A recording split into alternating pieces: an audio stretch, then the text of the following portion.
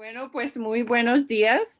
Es un gusto estar con ustedes. Yo soy Selena Cermeño, soy psicóloga originalmente de El Salvador, viviendo en Estados Unidos y tengo el gusto de ser la moderadora de este panel.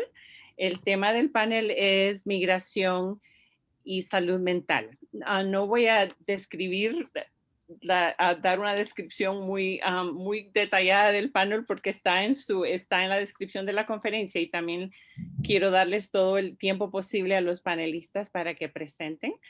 Tenemos el honor de tener con nosotros como panelistas a Noah Bullock, quien es el director ejecutivo de Cristo Sal en El Salvador. Tenemos también a Ana Suseli Está Donis. en El Salvador, Ana Celis. Okay. Ana Suseli Donis Rodríguez, quien es Ana, psicóloga y su Ana coordinadora de proyectos Salced, and para la project Casa del coordinator Migrante en for Guatemala. the migrant house in Guatemala. Y tenemos también a And we Valeria also Ruiz have Griego, Valeria Ruiz Griego, quien es la coordinadora general de las who casas is the general coordinator of de the YMCA o INCA YMCA or para INCA menores migrantes homes en for México. migrant Ah, minors in Mexico. unas pequeñas breves instrucciones. Brief Um, instructions. Si necesita si If you necesita need interpretación, interpretation, hay una barrita de idiomas al fondo, en su pantalla y ahí en la parte inferior de la pantalla at the hay bottom there. una intérprete que estará dándonos una interpretación en vivo. Su nombre es Lori Shunning. Muchas gracias, Lori. Por favor, a todos permanecer Por en nada. silencio o silenciar su micrófono durante la presentación y luego activarlo si más adelante tiene oportunidad de hacer alguna pregunta directamente.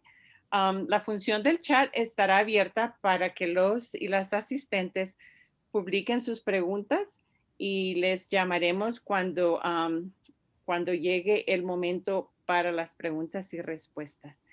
Cada ponente tendrá 6 minutos cada uno y al final de la presentación de todos ellos yo voy a hacer una o dos preguntas.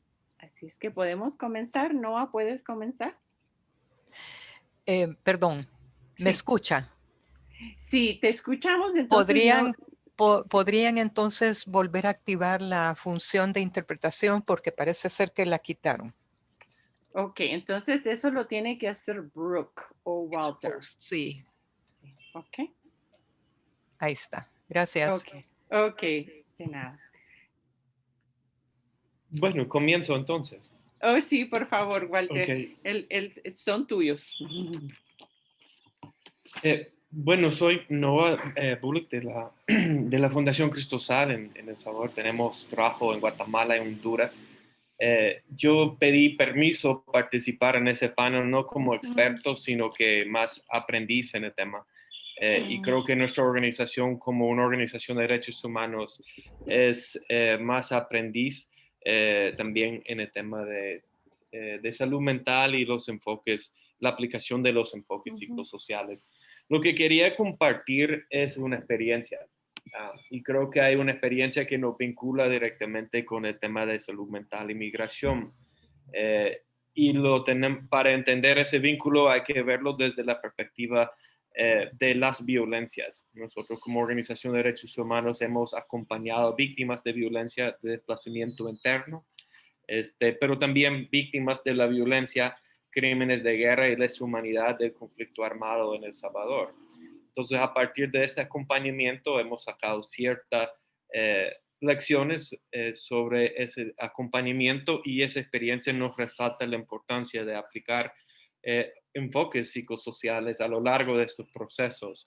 Y cuando hablo de las violencias, es importante nosotros distinguimos entre la violencia directa, que es la violencia que una persona recibe directamente, el hecho violento. Pero muchas veces, y según la teoría, esa violencia directa está vinculada a otras, como la violencia estructural y la violencia cultural.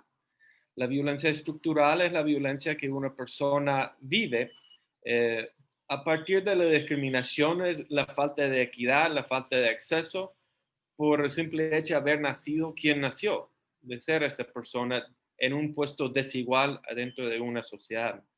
Luego, la violencia cultural es toda aquella violencia que se genera a partir de mensajes, de sistemas, de creencias que refuerzan esas desigualdades.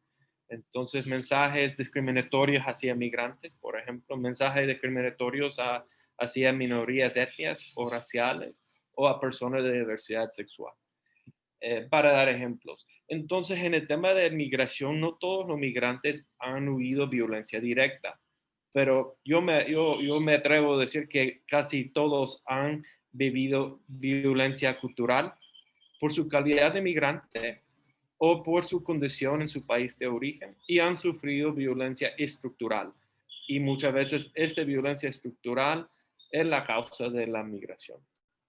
Entonces, es importante esta distinción porque personas que han sufrido violencia tienen necesidades específicas y muchas veces se manifiesta de manera inmediata en necesidades humanitarias.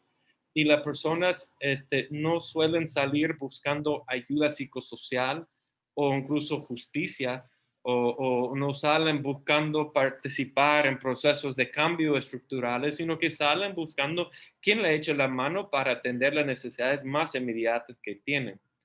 Con nuestros equipos legales y los equipos de campo, yo le digo, porque nosotros tenemos que identificar casos, buscar casos que pueden servir como para generar estos grandes cambios. Y le digo, nadie nos va a tocar la puerta pidiendo participar en un litigio estratégico o pidiendo una solución duradera siendo una persona desplazada interna. Va a tocar la puerta pidiendo ayuda en toda la vulnerabilidad que se tiene en el momento. Y si nosotros no estamos cuidadosos, lo vamos a rechazar porque no caben en el perfil de caso que quiere activar la justicia, que quiere buscar una solución duradera. Y por otro lado, podemos caer en el asistencialismo, de que la gente empieza a ver que su mejor activo en el momento es su necesidad y su trauma, la crisis, y empiezan a buscar ayudas y vivir de las ayudas. Y eso desempodera a esa persona de restaurar su condición de ciudadano como sujeto a derechos. Este asistencialismo puede relegar a las personas de vivir de la dependencia. En cambio, ahí entra el tema de la atención psicosocial. Son procesos no clínicas, no son procesos necesariamente en que se puede sentar con un psicólogo, sino que es un enfoque de atención que un abogado hace, que un trabajador social hace, o lo que fuera, para ayudar a que las personas interpretan la trauma que han vivido, las violencias de las tres que mencioné que han sufrido y reconocer que no es su culpa, que es parte de una estructura, es una consecuencia de una estructura, pero ellos no son exentos de cambiar esas estructuras. Y el acompañamiento tiene que orientar a las personas a reconocer y reempoderarse como agentes de cambio en su vida y también en las sociedades donde ellos habitan. Entonces, como decía, eso ha sido un poco el aprendizaje cuando nosotros salimos a buscar justicia para crímenes de guerra, lesa humanidad, pero también cuando acompañamos personas desplazadas internas, migrantes retornados, buscando reinsertarse en una sociedad que en un momento tuvieron que huir. Muchas gracias. Muchas gracias, Noah. Entonces, avanzamos con Ana Suseli. Buenos días. Mucho gusto, muchas gracias por esta invitación a este espacio para tocar un tema muy, muy importante que creo que debiera ser ahorita como uno de los temas en mesa de muchas de las agendas, tanto en gobiernos, en organizaciones de sociedad civil, sino que también en general en todas las organizaciones que se dedican a este tema de la ayuda humanitaria, asistencia humanitaria o el trabajo humanitario en torno a las migraciones. Como bien me han presentado, mi nombre es Suseli Donis, soy psicóloga, y criminóloga, y parte de mis funciones en Casa del Migrante acá en Guatemala es la detección de vulnerabilidades y riesgos que enfrenta la población migrante, tanto en su país de origen, tránsito y también de destino. Me pareció muy interesante cuando llega la invitación a mis manos, porque es un tema, como bien les digo, que al final a veces solo se toca en las organizaciones que nos dedicamos específicamente a trabajar con esta población, y creemos que este tema debería ser inclusive un tema que debería estar en la currícula de las universidades, que debería de permanecer en los colegios, puesto que ahora nuestros países de la región, lo hablo por Guatemala, muchos de los colegios, escuelas, están recibiendo migrantes. La afectación de la salud mental de esta población no ha sido muy estudiada, y creemos de que debería de ser muy importante tomarnos el tiempo de poder evidenciar lo que está padeciendo estos grupos. Nosotros tenemos más de 27 años trabajando con la población migrante, y eso nos ha permitido de alguna manera poder ir cotejando estos síntomas o estos signos que la población ha manifestado en diferentes tiempos. Es muy importante que las personas que trabajamos dentro de este medio reconozcamos que la población que se aventura o que se decide a tomar este recorrido migratorio va a pasar por muchos riesgos y se estará colocando en muchos puntos de vulnerabilidad que en algún momento ellos, sin darse cuenta, están afectando también su salud mental. La preocupación de nosotros es los niños, niñas y adolescentes que en su momento no reconocen su salida de su país de origen. Les digo esto porque la mayoría de niños que nosotros hemos atendido, cuando uno les pregunta que si ellos saben dónde están, ellos creen que están en un viaje, ¿verdad? Mientras que los adultos obviamente manifiestan otro tipo de síntomas o signos con respecto a cómo ellos están enfrentando esta situación. Aunado a esto, tenemos que tomar en cuenta también que la salud mental, también la sociedad, los gobiernos o todo lo que se está implementando a nivel internacional para frenar estos proyectos de vida que se están desarrollando con estos grupos, también ha incrementado en ellos una problemática mental en el detenerles su desarrollo, no tanto social, no solo social, sino que le estamos deteniendo también su desarrollo en el proyecto de vida.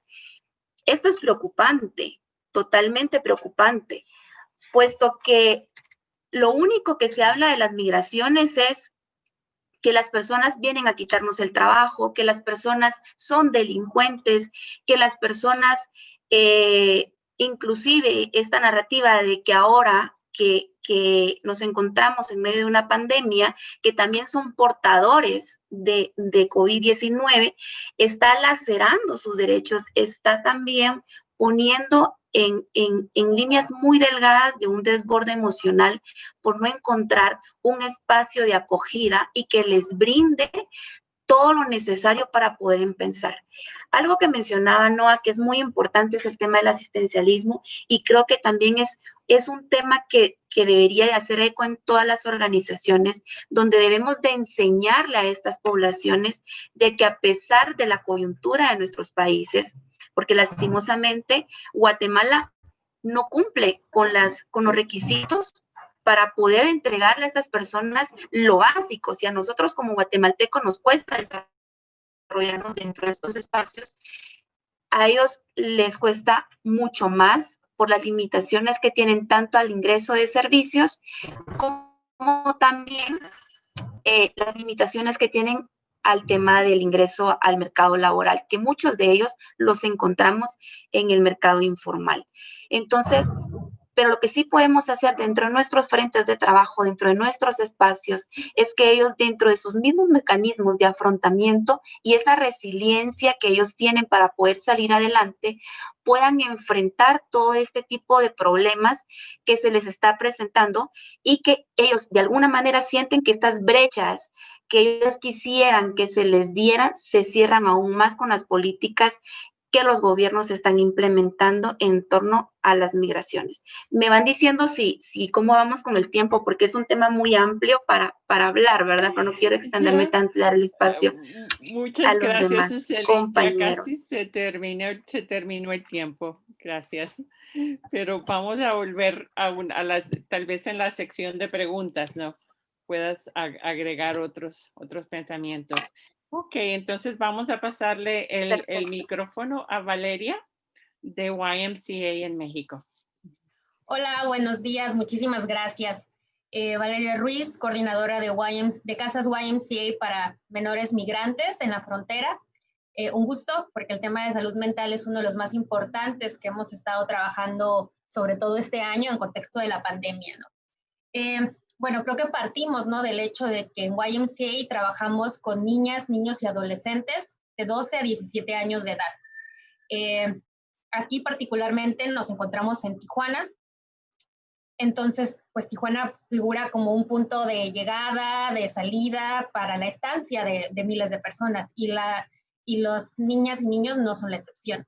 Entonces, también es importante reconocer que son personas que, si bien son menores de edad, están viviendo una vida adulta desde los 10, 12 años, ¿no? Trabajando, manteniendo una familia, preocupados, ¿no?, por el bienestar. Entonces también, pues desde ahí partimos el hecho de que son personas tomadoras de decisiones. Y nuestro trabajo como la organización que les está brindando esta asistencia humanitaria, pues por lo menos es apoyarles en que tomen las mejores decisiones que ellos puedan tomar para la construcción de sus futuros. ¿No? Y pensando en el momento en el que ellos llegan a YMCA, tengan la oportunidad de repensar en su plan de vida y que tomen las mejores decisiones pensando en qué es lo que sí, ¿no? Ya sea quedarse en México, ingresar a Estados Unidos, continuar su tránsito, retornar a sus comunidades de origen, ¿no? Y el tema de la salud mental para nosotros es muy importante porque tenemos personas que están pasando por diferentes situaciones, ¿no? El shock de la deportación, el trauma del viaje, del tránsito, el trauma también del motivo de salida de sus comunidades de origen, y muchas otras cosas, sobre todo también familiares, que si no son atendidas adecuadamente, no va a funcionar ninguno de sus planes a futuro, ¿no? Entonces, ¿qué estamos haciendo aquí? ¿Cuál es la importancia de trabajar el tema psicológico y el tema de la salud mental, ¿no? Bueno, a partir de aquí es poderles permitir que ellos adquieran herramientas que los sean reconocedores de sus fortalezas y que al mismo tiempo les permita construir un plan, ¿no? Entonces, estamos apostando por un plan de vida. Entonces, la importancia reside en brindar herramientas para trabajar desde 3 vertientes diferentes. La mental, que es a partir de donde ellos se reconocen como personas con fortalezas. La emocional, que, bueno, relacionada a la mental, pues nos brinda les brinda ese sentido de identidad que les va a permitir seguir construyendo donde están, ¿no? Y finalmente la comportamental, que es lo que les va a permitir insertarse en la comunidad que los está acogiendo. Y esto es bien importante, ¿no? Porque si estamos en un albergue, si estamos en una casa con familia, si estamos en cualquier espacio en donde ellos estén, es importante que ellos puedan integrarse de esta manera. Entonces, ¿cómo lo hemos hecho aquí? Al menos durante el año pasado tuve un psicólogo asombroso que estuvo integrando diferentes actividades, ¿no? Iniciando desde una evaluación psicológica con un diagnóstico que nos permitiera conocer ahora sí que la situación inicial para poder planear las estrategias de trabajar con las personas, la determinación de sus fortalezas y capacidades también para saber desde dónde íbamos a estar abordando a cada uno de ellos, sesiones psicoterapéuticas individuales, que son importantes, ¿no? Para ir sanando heridas, ahora sí que como se llama el evento.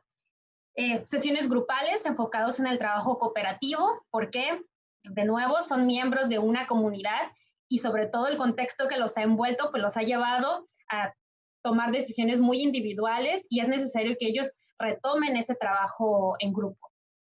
El taller de plan de vida, teoría o práctica, que es fundamental porque todas las ideas siempre están en sus mentes y es importante que ellos les vayan poniendo orden y basados en lo que ellos quieren lograr, que vayan estableciendo estrategias y acciones que ellos deben de seguir para poder lograr sus objetivos. Claro que siempre como personas menores de edad, aunque consideran adultos, necesitan una guía adecuada para poderlo lograr. Y bueno, esto además se complementa con sesiones de arte y sesiones de actividades lúdicas. ¿Por qué?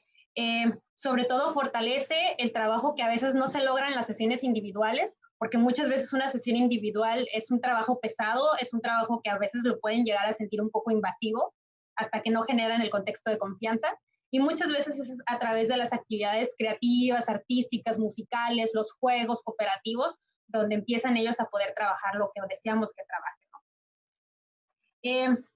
Entonces, bueno, ¿qué pasa?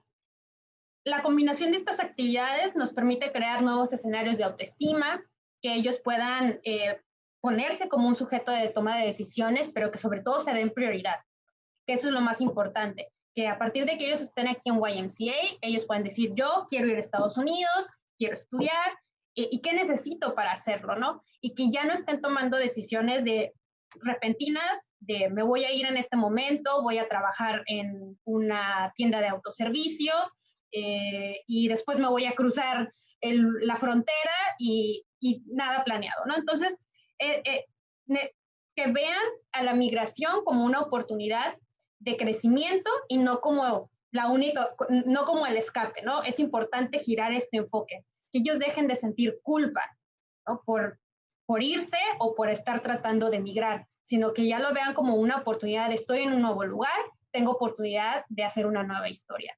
Entonces es un trabajo muy complejo, pero el trabajo en equipo, y yo creo que la intervención que tienen las profesoras, la trabajadora social, la asistencia legal y todos los otros servicios que aquí se les proporcionan, es un complemento, ¿no? Para lograrlo poco a poco. Muchas gracias, Valeria.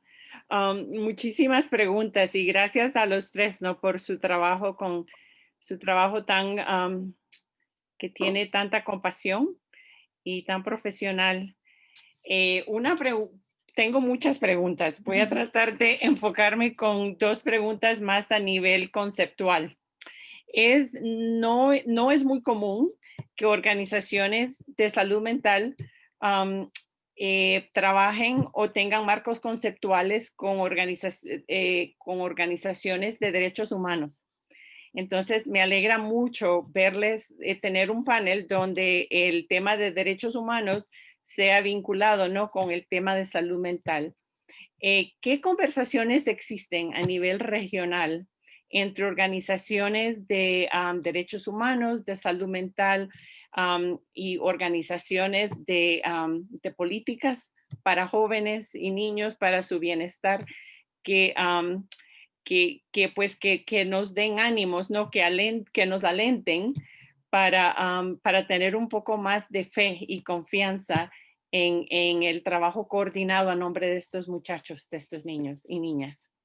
Y la pregunta es para cualquiera de ustedes.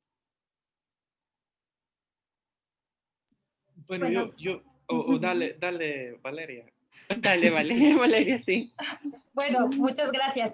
Creo que es una pregunta muy, muy importante.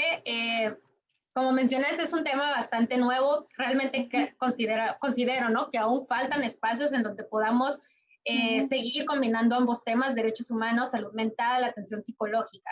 Porque hasta el momento, realmente es un tema muy reciente en donde se comienza a considerar el tema de salud mental como un derecho de todas las personas, ¿no? Entonces, como tal, si no se considera un derecho, entonces tampoco nos permite la construcción de políticas públicas orientadas a brindar esta atención a las personas, no solamente a personas migrantes, sino a personas en general. Así como se brindan servicios legales gratuitos, servicios médicos gratuitos, también la atención psicológica debería de suceder de esta manera.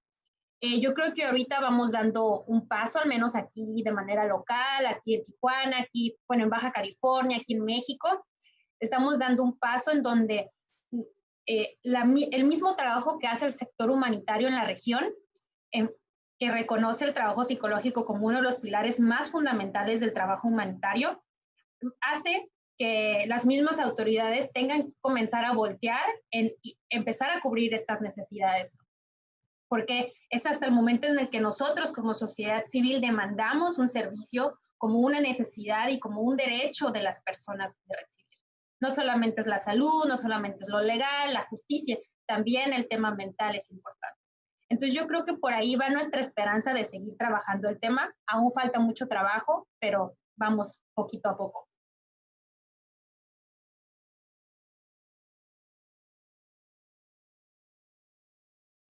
Selena, está apagado su micrófono.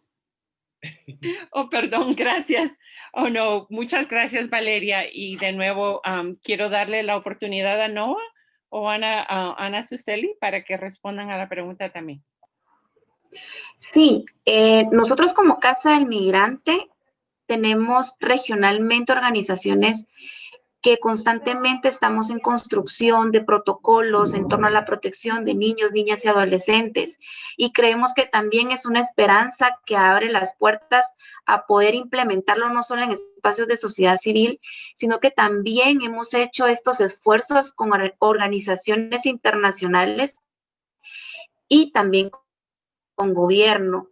Decirles que aquí en Guatemala, ellas no acompañados es un tema muy fuerte que viene de años. Entonces, para nosotros ha sido muy importante en esta línea de trabajo en conjunto, en esta articulación sinérgica que hemos tratado de tener en la región, el poder abrir estos espacios tan importantes, porque creemos que también tiene que existir esta sensibilización de gobierno, de lo local y también de las organizaciones que nos dedicamos en este trabajo. Como bien decía Valeria, nuestras esperanzas cada vez que nos levantamos para venir a las oficinas y a trabajar en pro de los derechos del migrante, es esto, ¿verdad? Es saber que se están dando pasos seguros, que hay protocolos que los hemos nosotros como organizaciones de sociedad civil, los hemos validado, afianzado, los hemos tejido con las experiencias y hemos hecho también algo muy importante que creo que tenemos que poner en mesa es la participación del migrante en estos procesos de construcción en cuanto a la sensibilización que se necesita a nivel regional. Muchas gracias. Tenemos como 6 minutos creo que nos quedan, pero quiero darle la oportunidad a Noah y luego voy a ofrecer una pregunta de nuestra audiencia. Pues creo que hay dos aspectos de pregunta, ¿verdad? Uno la experiencia, es otro la parte conceptual. Para nosotros la experiencia modelo ha sido Guatemala. Las experiencias de los juicios de genocidio de Ríos Montt, de crímenes de guerra, en Guatemala se construyó un modelo de alianza entre el Ministerio Público, organizaciones de derechos humanos y organizaciones de víctimas y de salud mental. Entonces, fue reconocido a partir de un concepto de litigio estratégico que plantea de que son las víctimas los agentes de cambio, los agentes de activar la justicia y lo demás nosotros como organizaciones somos como detrás de ellos en el proceso. Eso significa que hay que plantear acciones para fortalecer a las víctimas en su colectivo y a nivel individual para participar. La trauma misma, por su naturaleza, le margina, le quita cierta capacidad para liderar procesos y participar en ellos. Entonces, ese fue como conceptualmente, digamos, desde un enfoque de litigio estratégico, cómo se llegó al reconocimiento de la atención psicosocial como una herramienta clave en procesos contra la impunidad, para la justicia y cambios sociales, y aplica para migrantes también en el mismo. Sí. Muchísimas gracias a todos. No me alegra, o sea que aquí en las respuestas, especialmente en lo que compartes tú, Noah, hay implicaciones también informadas por la ciencia, la neurología, ¿no? De cómo los eventos traumáticos impactan la capacidad de la persona para representarse a ella o él mismo. Así es que muchas gracias, no hay mucho que pensar. Una pregunta del público. Me interesa saber más sobre el seguimiento con los jóvenes y si existe algún trabajo con las familias cuando los jóvenes regresan y se insertan de nuevo a sus familias y comunidades. Y la pregunta es para los tres, así es que cualquiera que quiera iniciar una respuesta es bienvenido.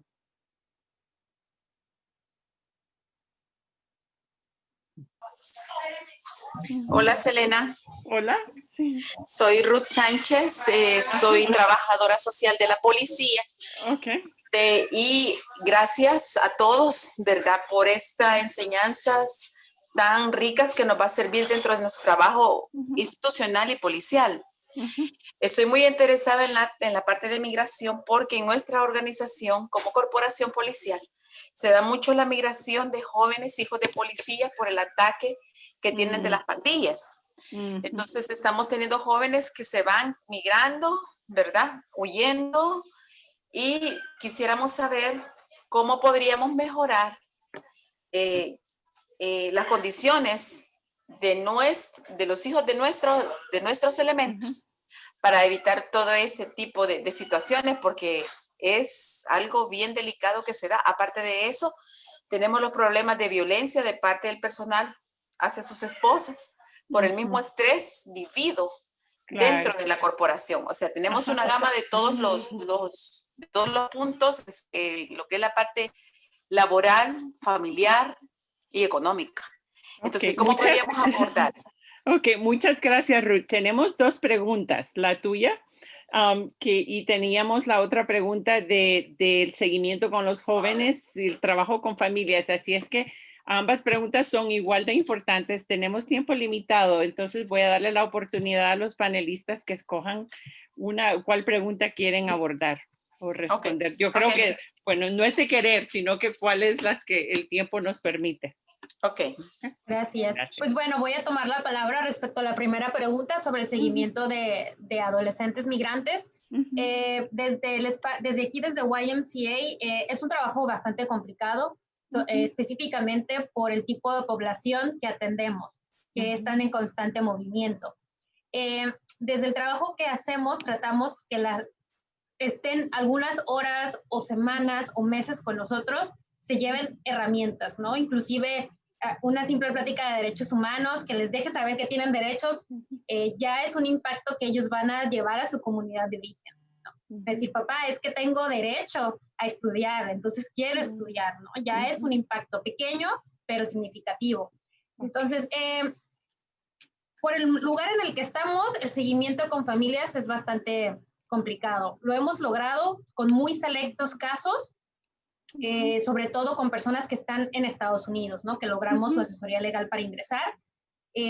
A través del trabajo que se hace desde aquí es necesario, sobre todo pensando en personas que van a reintegrarse con sus familias, trabajar con las familias desde el aspecto de sanar las heridas, ¿no? El hijo que tiene problemas con el padre por el abandono de tantos años, es necesario trabajarlo desde antes de que ellos vayan a reunificarse para que no vaya a haber conflictos. Podemos hacerlo respecto a la cercanía que tenemos y sí, digo, si es posible, el trabajo que hacemos no está enfocado en poder evaluar el impacto en las comunidades de origen, tal vez sería más en las comunidades de origen en donde se pudiera estar evaluando. Pero sí es posible y sí, es muy bonito cuando se logra hacer. Muchas gracias, Valeria. Noah o Ana Suseli. Sí,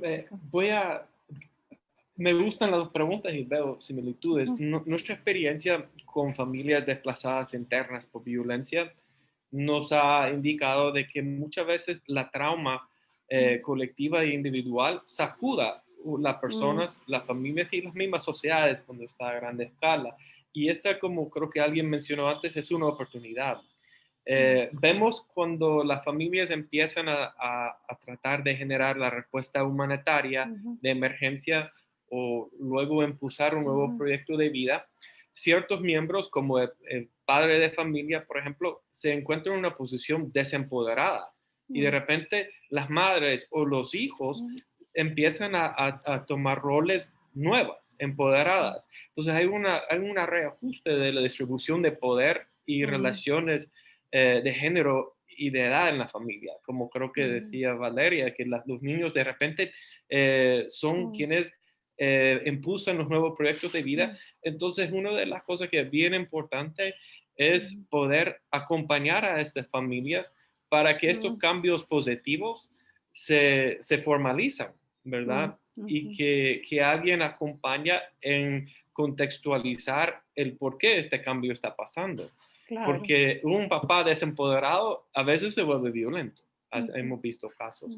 Pero por otro lado, hemos visto casos de hijos que de repente son ellos que dicen, no únicamente quiero regresar a mi casa, sino que quiero justicia. Y eso impulsa un proceso nuevo en la familia. Entonces, creo que es muy importante poder acompañar y ayudar que las familias reconocen estos procesos para que no se retrocesen. Muchas gracias, Noah. Y Ana Suseli, te damos la última palabra. Sí, gracias. Voy a ser cortita, pero creo que son muy importantes las dos preguntas. Primero, decirles que nosotros como Casa del Migrante, para dar respuesta a la primera pregunta, el seguimiento que nosotros damos es a las personas solicitantes de asilo aquí en Guatemala. Creemos que es una población muy olvidada, que el desarrollo que ellos encuentran aquí es muy limitada, entonces sí hacemos talleres donde vemos y evaluamos y que ellos también identifiquen sus competencias, que en algún momento pues ellos en su país de origen nunca desarrollaron o no hacían, no sé, como ponerles un ejemplo, vender pupusas, y aquí se les impulsa a que puedan desarrollar inclusive sus mini empresas o también que ellos reconozcan para lo que han sido buenos, son buenos y que no habían detectado en ellos mismos. Eso por una parte. Y por otro, lo que también nosotros tratamos de hacer dentro de este espacio que nos permite la Casa del Migrante, que tenemos en Misioneros de San Carlos Escalabrinianos dentro del sector gobierno, es que las personas, esto es para más que todo enfoque con los niños, niñas y adolescentes no acompañados, es que podamos decirle al gobierno, no, los niños vienen con otra cultura, vienen con otro desarrollo, se les han cortado muchas, no sé, como muchos objetivos de vida. Al momento de separarlos de sus papás, hay que hacer un seguimiento con estas familias. Hemos dado ese acompañamiento tanto psicosocial y legal para que también las personas que trabajan en gobierno puedan dar este seguimiento a los niños, niñas y adolescentes, y que también los padres, porque la mayoría de los padres no entienden el comportamiento de sus hijos. Entonces, que los papás entiendan por qué ahora su hijo les habla en otro idioma, por qué ahora su hijo ya no quiere frijolitos, sino que quiere el yogur o la comida que les daban en estos centros de detención o de acogida en Estados Unidos. Eso para responder la primera pregunta. Y la segunda, creo que es muy importante que también, ya que sale el interés de la compañera que nos hacía la pregunta, es poder también hacer un mapeo de las organizaciones que se encuentran para poder responder en torno a los derechos tanto de las familias y también que velan por la salud mental, porque creo que también, como bien decían los compañeros, el desastre que se vuelve en torno a la salud mental viene en escalones, ¿sí?